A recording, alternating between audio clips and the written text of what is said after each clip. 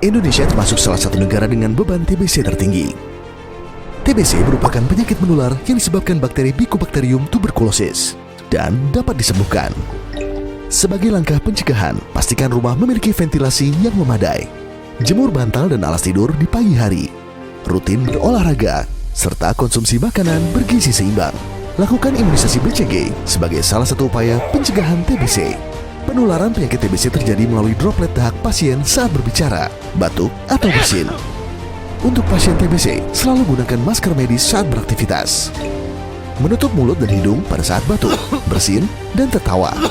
Tidak membuang dahak atau meludah sembarangan. Serta rajin mencuci tangan pada air mengalir dan memakai sabun. Pemerintah menyediakan obat TBC berkualitas secara gratis. Perlu diperhatikan 3T dalam pemberian obat, yaitu tepat dosis, tepat cara, dan tepat waktu. Masyarakat Indonesia dalam rangka pembangunan SDM yang baik ke depan, SDM unggul sebagai prioritas utama kita dalam 5 tahun ke depan. Itu juga harus sehat semuanya. TBC.